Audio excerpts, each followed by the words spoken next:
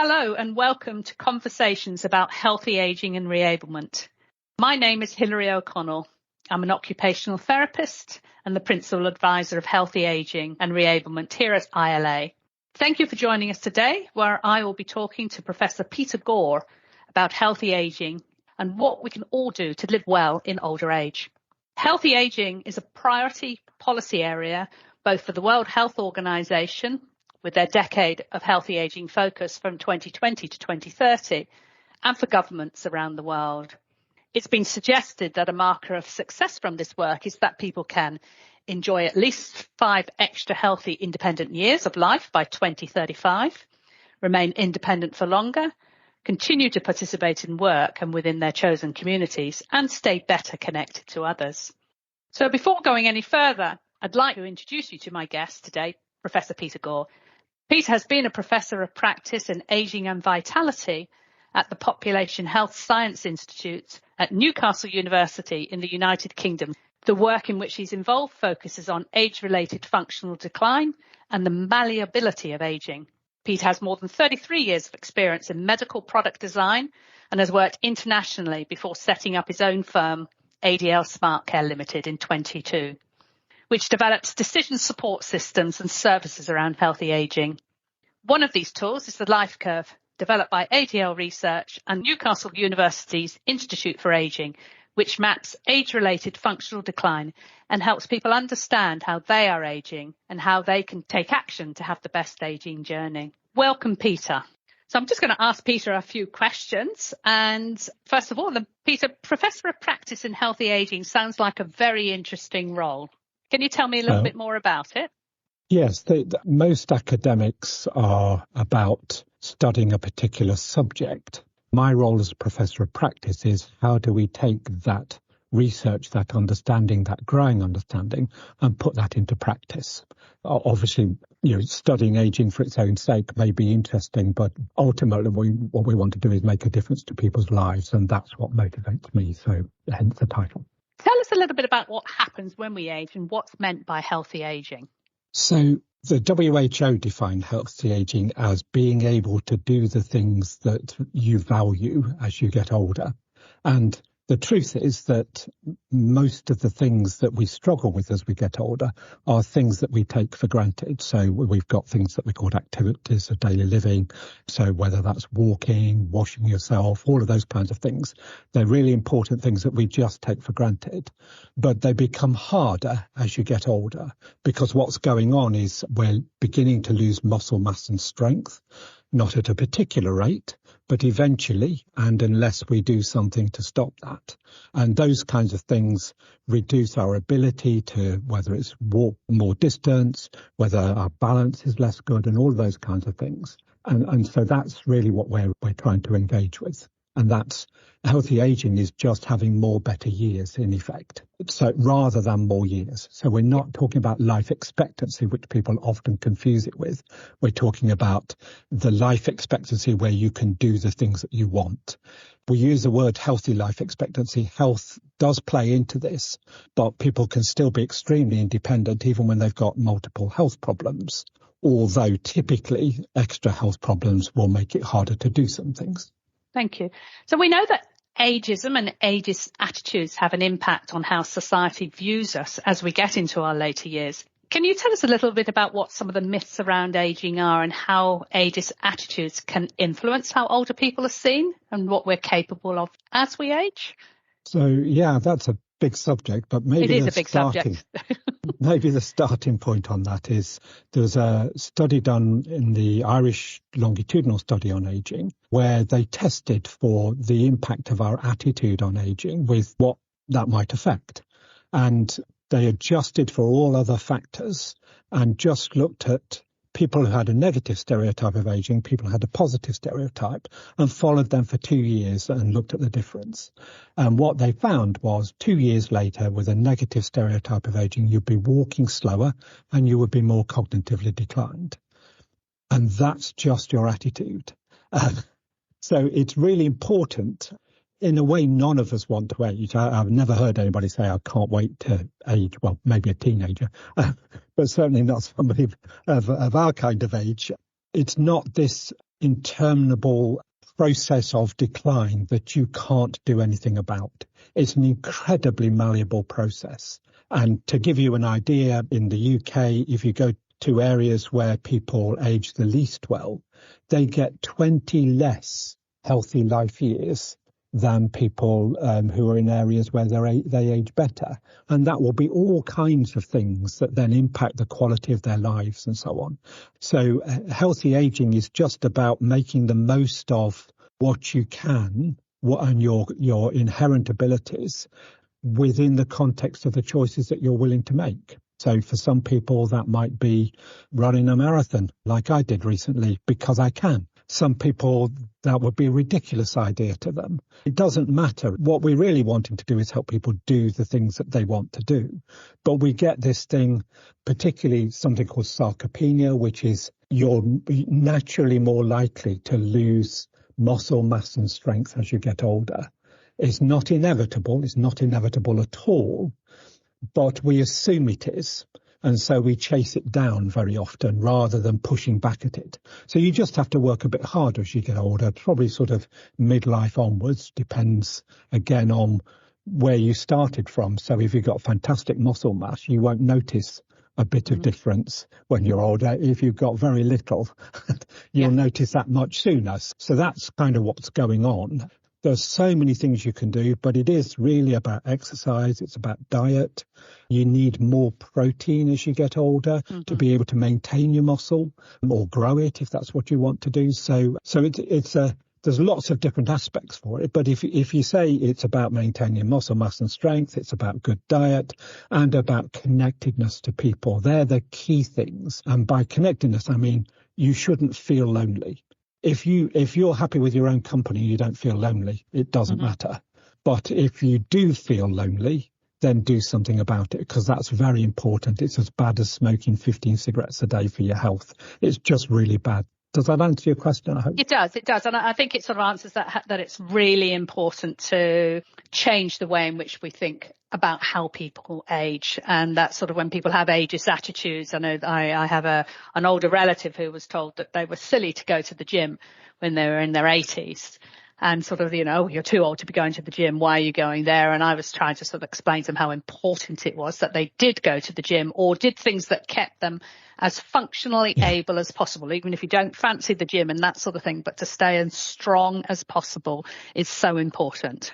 Absolutely. You don't have to go to the gym. My favourite core muscle training, sadly, I live as far from water as you can get in the UK. But my favourite core muscle training is paddleboarding, stand-up paddleboarding. Because if you don't have good core muscles, you'll be in the water a lot more often. Yeah. So it's, absolutely. Yeah. It's important to do the things that you want that include the things that you need to do, if that makes sense. Yeah. I was even talking to a lady the other day who said, I know I need to get a bit stronger, but I don't want to go anywhere and do it. What can I do in the house? So I went through a few things with her, some of the sit-to-stands, but I also talked about using some cans of tins of fruit for sort of actually doing some bicep curls and just little bits like that to sort of just to get her going, which she hadn't really thought of. I said, that's just one way of starting to improve your strength, which I thought was so important for her.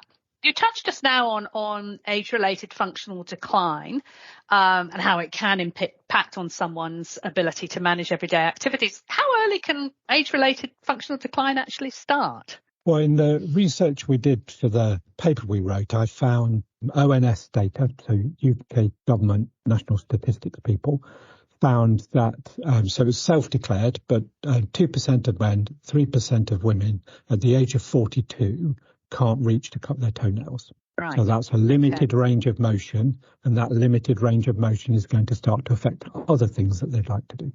Right, 42. 42, that's frightening, isn't it? It is frightening, yes, it is. However, at the other end, I found a small group of women in California who can still do all the functional things that we measure at the age of 100. So it's not, and that's a really important point about aging, is not about a chronological age. It's about your physiological age, which is often very, very different. Yeah, Yep. Tell me a little bit. You mentioned cutting your toenails, and whilst I'm aware of the LifeCurve and the cutting the toenails, tell me the relevance of cutting the toenails and why it's at that first level, and why it's important if you can't cut your toenails. And it's not a question of you just got horrible toenails and you can't cut them, but actually not being able to reach them and do that, how important that is.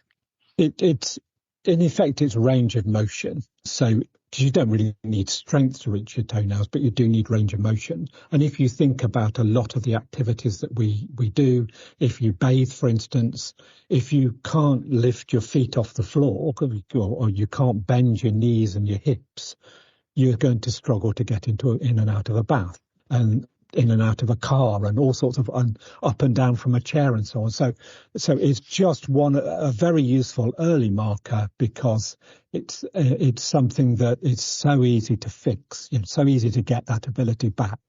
So it's just picking something that's that sort of early sign of you're stiffening up, you're not kind of moving like you did.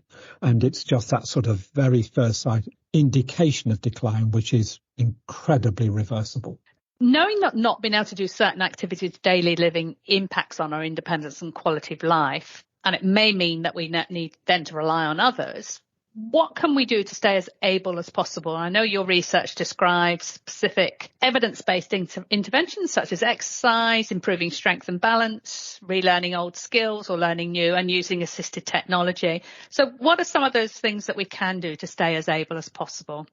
So the order in which you would do them, you don't have to, but the best order to do them is first maintain the ability to do the things that you want to do by being active, getting out, walking.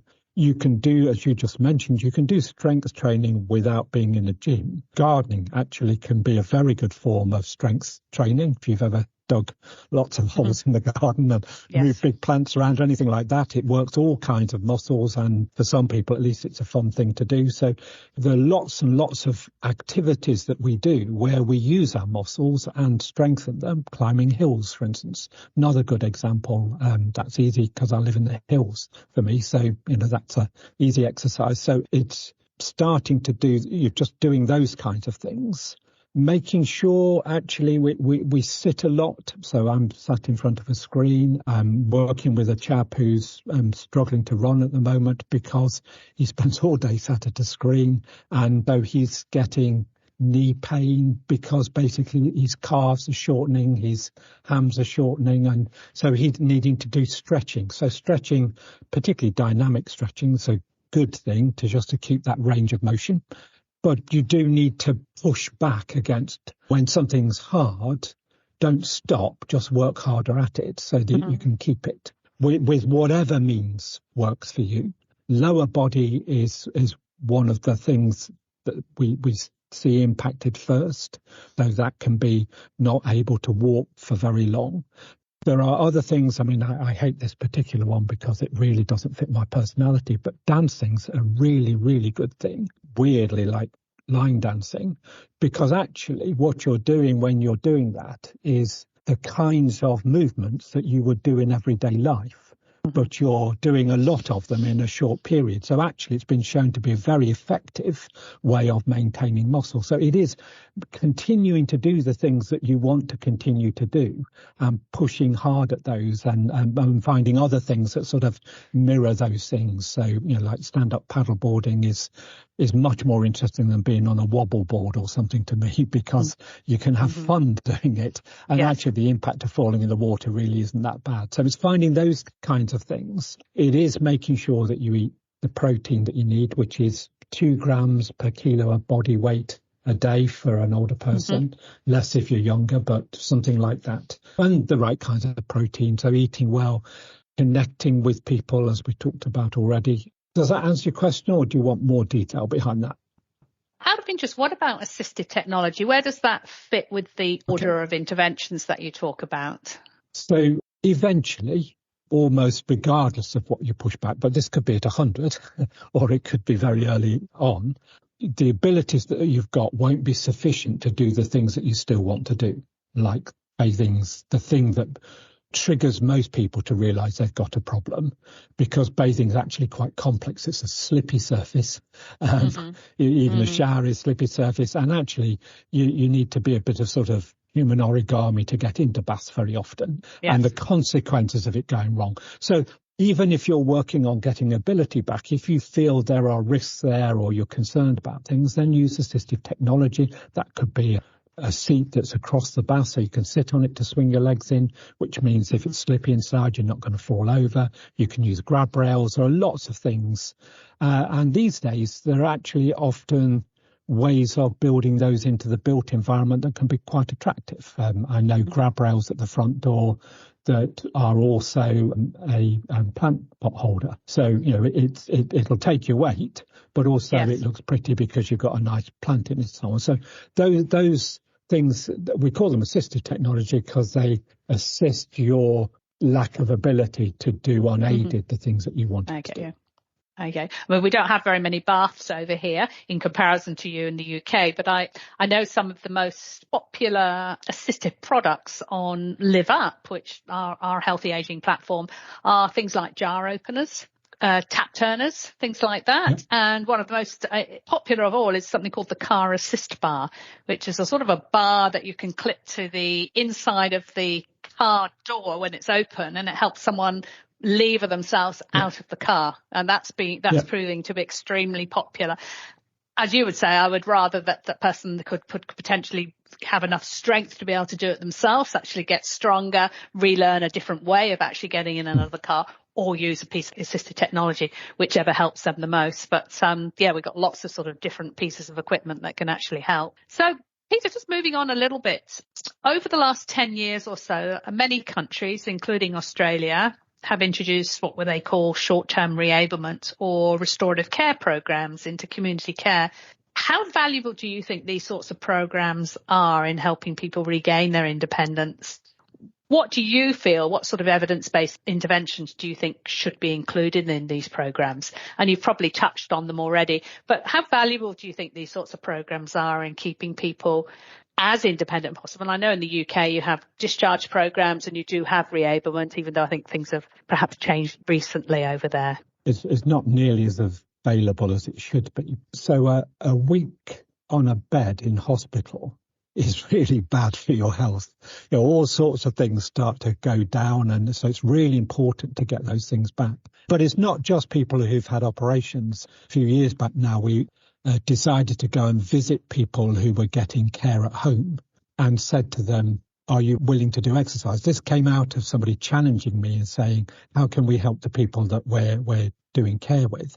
And if I'm brutally honest with myself, I thought, it's probably too late for them. And the guy said, that's not good enough. I thought I heard you say that people even in nursing homes can double their muscle mass and strength in 6 weeks. You did. And I go, yes, I did. And he said, so what are we going to do for ours? And I said, well, you can go and ask them. So they went and asked them. 60% said, oh, yeah, I'd do exercise. And somebody showed me what to do. And you go, 60%. That's a pretty big win. That's 60% who are getting care now, which is expensive, scarce, and means that they're having somebody else do things that they would rather do for themselves. So just giving people targeted exercises, and what we found was typically they would need 15% less care in the space of 6 weeks, just using simple exercises, stretchy bands, movements, things like that. And that meant the person was more able to do the things that they wanted without relying on somebody else. And we all like being helped out a little bit, but actually most of us want to be able to do the things when we want to do them. And it showed people just bouncing back. It's incredible how the body responds if you challenge it. And that's what reablement is. But it does need to be done either with professional knowledge in person or through some other kind of system where it's been embedded to make sure you're doing the right things for two reasons. One is you don't want to injure yourself. And the second is you want them to be effective. So you need to focus on the muscles that matter, or you'll be discouraged because you'll be, building your core muscles, but your legs won't get you out of the chair.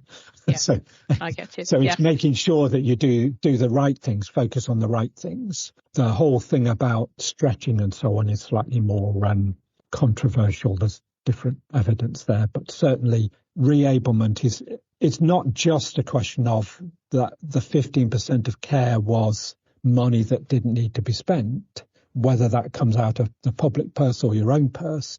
It was the fact that you couldn't do things that actually you were always able to do. So it's really important to get those back, especially when somebody's had some kind of incident, gone into hospital, had some sickness, whatever. Had a fall or something like that. Yeah. Really important to get that back and improve, because we know it works. We absolutely know that works. Yeah. But it does require the commitment of the individual to try as well.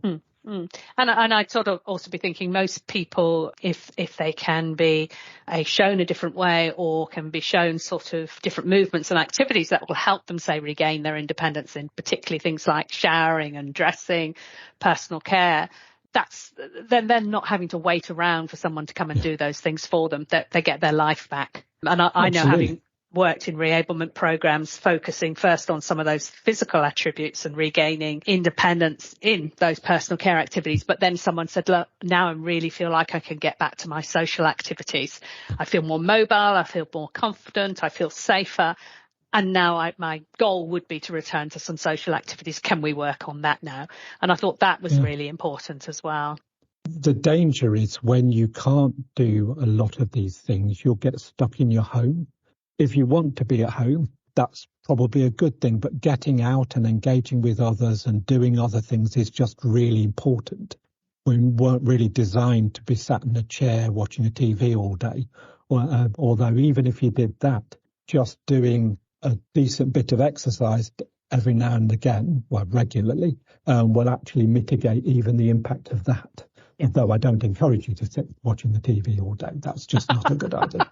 No, that's true. I remember reading a great quote. I think it might have been from the British Medical Journal. I can't remember, or it could have been British Sports Journal. It was movement is medicine. And just hearing that term just can sometimes help people think, all right, if I can move a little bit more today than I did yesterday, or move a bit more tomorrow than I did today, then I've started.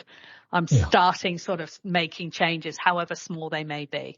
It's extraordinary how the body responds to that. One of the things that happened to me when I got this professor job was I had to travel up so I don't live near Newcastle, so I had to go up there every other week. And before I went, there's a hill behind us that used to take me about an hour to walk up the top and round. And just before we went, I went up with a youngster who forced me to go faster, and I thought I was going to die. And I just about managed to do it in 45 minutes. And then I go off to a university that has 4 campuses, and because buses are on sort of spokes, it's quicker to walk. So I walked everywhere between all of these different departments. And I came back at Christmas, and I could walk it in 45 minutes without breaking a sweat. And you go, what happened here? And the body goes, oh, you want to do that, do you? And responded to that in the space of 2 months. It was extraordinary. So you didn't even train for it. It just happened. Your body just responded. No, it was just, I was walking, and because I'm not very good at allowing enough time to get from A to B, I end up walking faster than I needed to. So I get some good cardiorespiratory. So I have no problem getting my moderate to vigorous physical activity, as in cardiorespiratory challenge, which is something that you need. You need essentially 150 minutes a week, 2.5 hours a week in total of not less than 10 minutes at a time of raising your heart level. If you raise it a lot, so if you raise it little so you can't sing, that's called moderate activity. If you can't really hold a conversation, that's vigorous physical activity. Those minutes count as 2. It's ever so easy to get that, but the difference that makes both to your fitness and general health, but also the risk of so many different things, whether it's cancer, whether it's prostate, breast cancer, dementia, all sorts of other things, those risks are lower if you do that. So that's another really important thing to consider. And presumably the more physically active you are, in some ways, the more socially active it can also then lead to more social activity, because you're often doing it with someone else or in a group or attending a group. And we know that there's a lot of evidence around the negative impact of being socially isolated. And that, part of that physical side of things is can encourage you to also be social as well, which I think is important. Okay, we've partly touched on this as well. Changing attitudes to what we are capable of as we age is critical to the uptake of healthy ageing strategies. You'll be aware that ILA has, with funding from the Australian Department of Health and Aged Care, developed Live Up, which is a digital healthy ageing platform targeted at older Australians. And that gives access to information, local activities down to their postcode that supports reablement. It's got exercise and strengths programs, falls prevention, social groups and low risk AT. And so far, our campaigns have reached more than 5 million people. And I know you've talked before about the need to have more public awareness campaigns to spread the message around healthy ageing. And so how valuable do you feel like providing access to this sort of information that's on Live Up around healthy ageing and what you can do to actually help yourself and take control of how you age? How important do you think that is in a public sphere? Because most of what most of us think about ageing, particularly healthy ageing, is evidentially wrong. It's really important to have a place where you can go and learn the facts. The internet, if you're discerning and you know what you're looking for, is also a good place to go and find things. But actually, carefully curated information is probably the best place to start.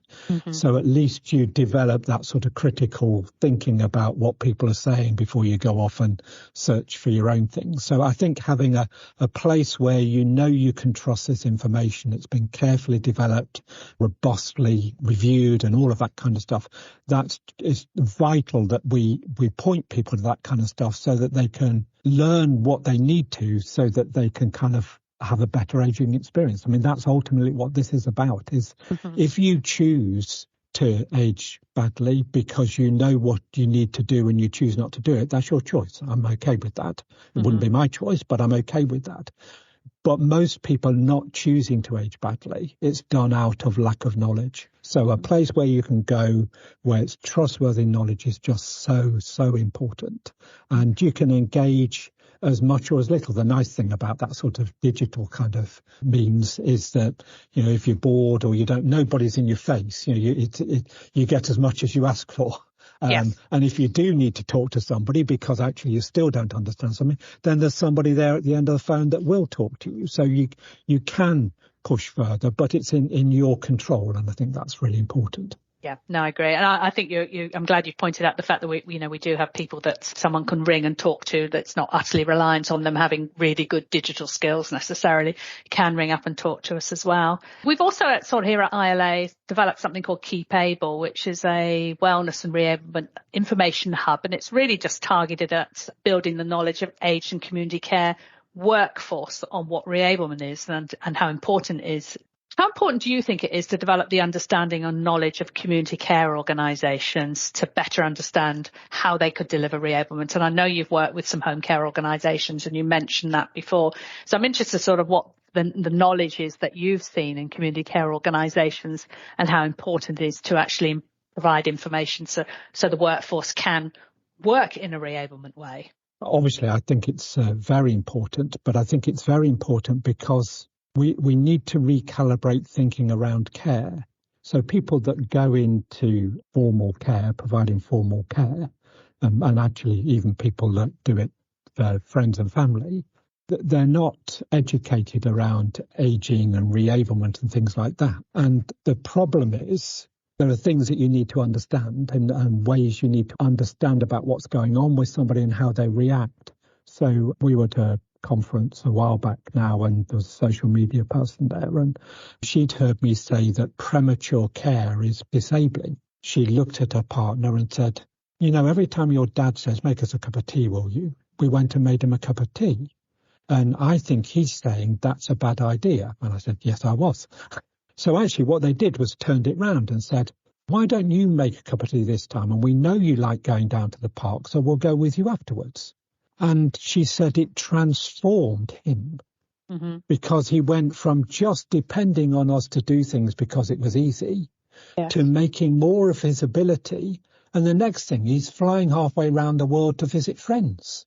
And he'd just been sat in a chair at home. So understanding that everybody's different. So the skill of a carer is understanding the person that they're caring for and wanting them to make the most of their ability and being there to help them do that and to back off.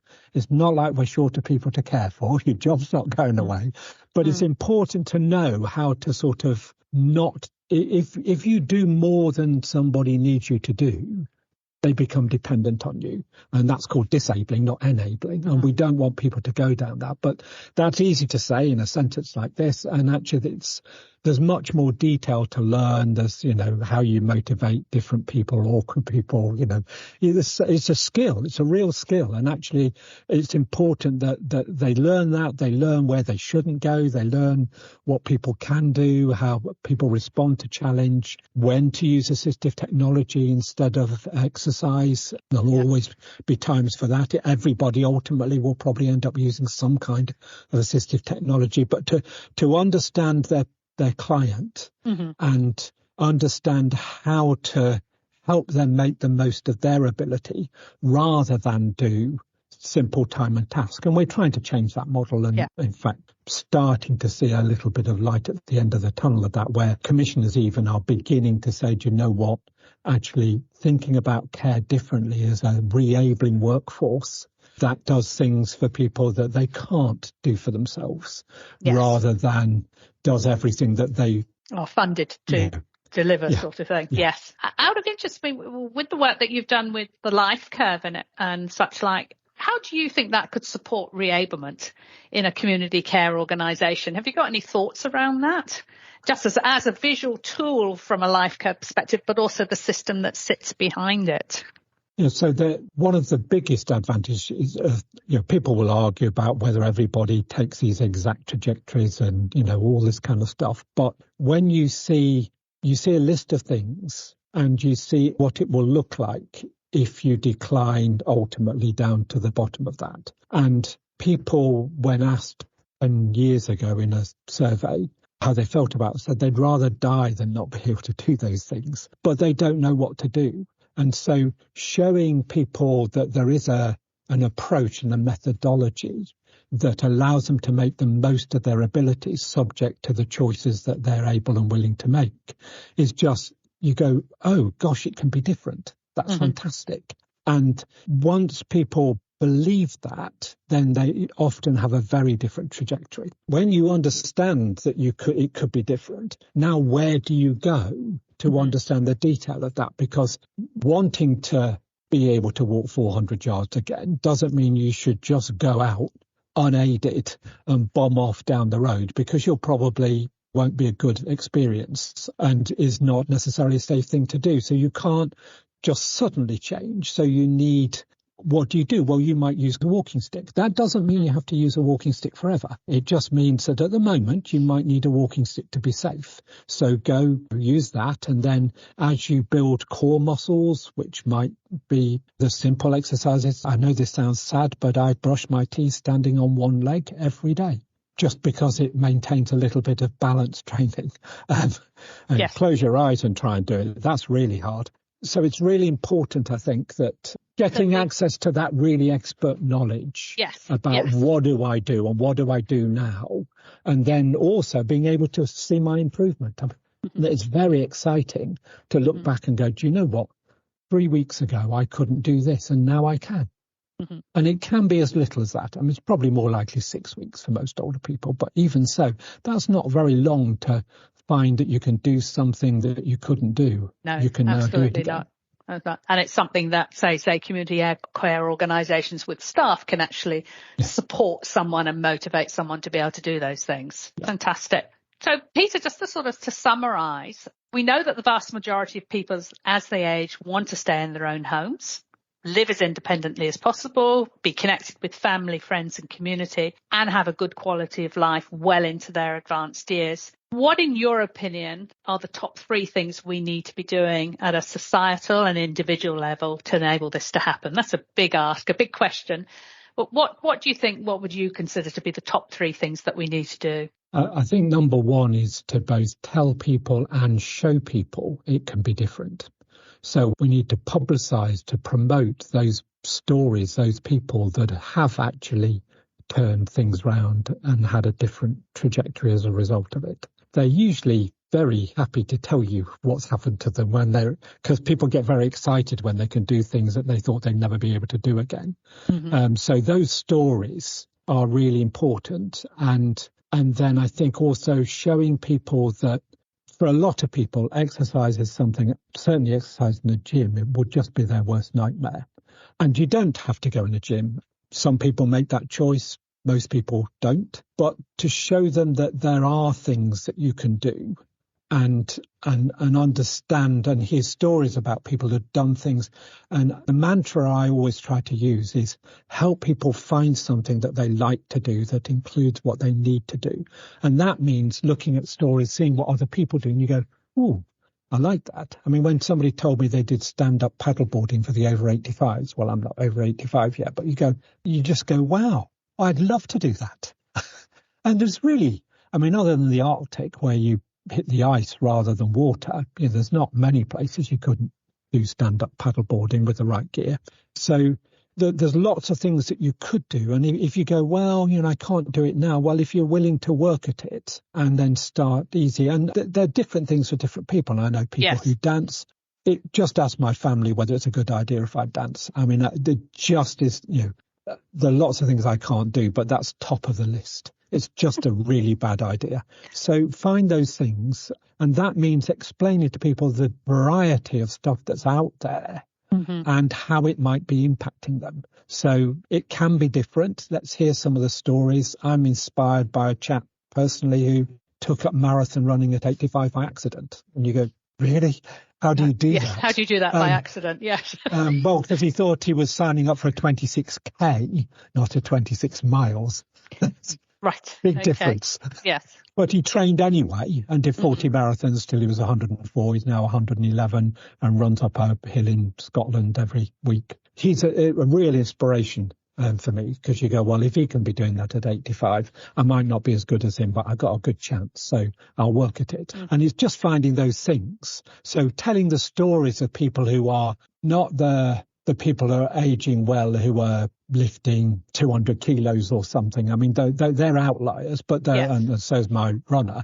But the people normal people that are doing things, you go, oh, I'd love to have a go at that. I think that kind of stuff is just really important. So seeing the wealth of what's out there and then making sure that people understand some of the other things that, you can go out and do these things, but if you do everything on your own and you feel lonely, that's not good for you. So connect with people. Not everybody's social to the same level, but that could just be a mate or two, or it could be a whole crowd. There's not a right and wrong. It's how you respond to it. So I think that range of things and understanding you do need, what you eat and also getting good sleep. Your body's very good at building muscle while you're asleep if you give it stuff to build it with.